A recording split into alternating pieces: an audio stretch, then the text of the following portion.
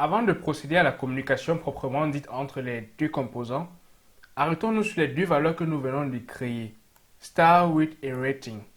Star width a été créé parce que cette valeur va être modifiée dynamiquement en fonction du rating qui sera donné pour notre hôtel.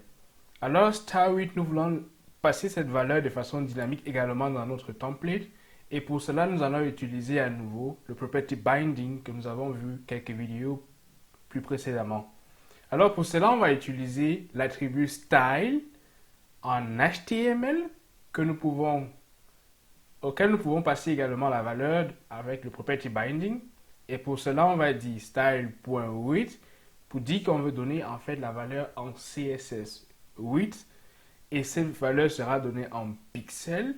Et la valeur que nous voulons passer désormais sera cette valeur star width que nous avons déclarée dans notre composant.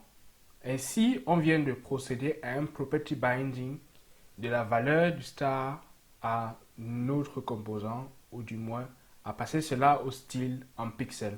Mais aussi, ce qu'on peut faire, c'est de déclarer peut-être autre chose comme le title, par exemple, comme on a vu dans les composants précédents. Et à cette valeur-là, on va passer le rating correspondant. Maintenant que cela est fait, on peut sauvegarder et attribuer désormais dans notre liste hôtel le nombre d'étoiles correspondant. À présent, rendons-nous dans notre modèle qui est hotel.ts. Nous avons créé une interface que nous utilisons partout, l'interface iHotel. Là, on va donner un autre attribut, rating, notre propriété, qui sera de type number. Et maintenant, on peut aller dans notre composant hotel.ts. L'avantage d'utiliser TypeScript, c'est que désormais, il y a une erreur qui est affichée parce qu'il y a une propriété qui manque. Là, on va ajouter alors les ratings pour chaque hôtel. On va dire par exemple que pour le premier hôtel, on va donner un rating de 3,5. Pour le deuxième hôtel, on va donner également un rating, disons 5 par exemple, puisque notre rating doit être dans l'intervalle de 1 à 5. Pour le troisième hôtel, on peut donner une valeur de 4. Et pour notre dernier hôtel, on peut donner une valeur de 2,5 tout simplement.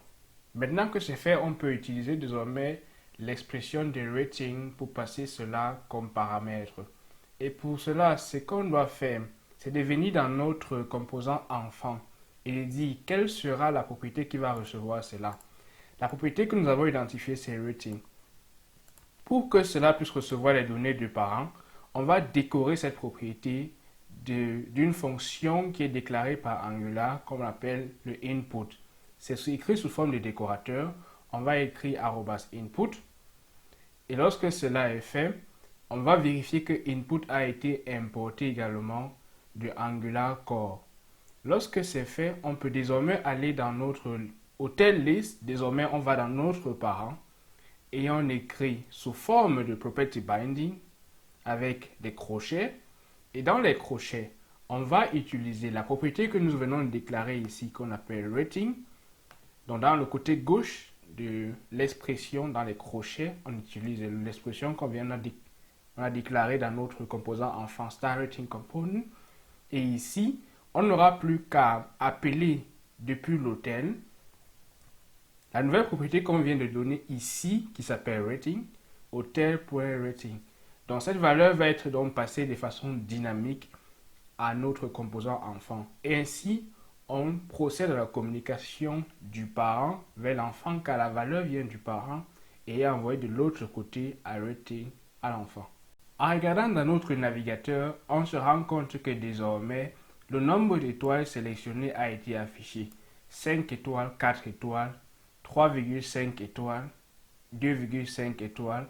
Et on voit qu'également, la distance qui a été calculée s'est fait automatiquement car nous avons recalculé cela dans le onChange. N'oublions pas que l'interface onChange est utilisée uniquement lorsqu'on a affaire au input. Si nous appelons onChange et qu'aucune valeur n'est utilisée à travers le input, l'interface onChange, onChange ne va jamais être appelée, du moins cette méthode-là qui est implémentée à travers l'interface ne va jamais être appelée, car ce calcul effectué n'est fait que lorsque input, du moins rating reçoit une nouvelle valeur.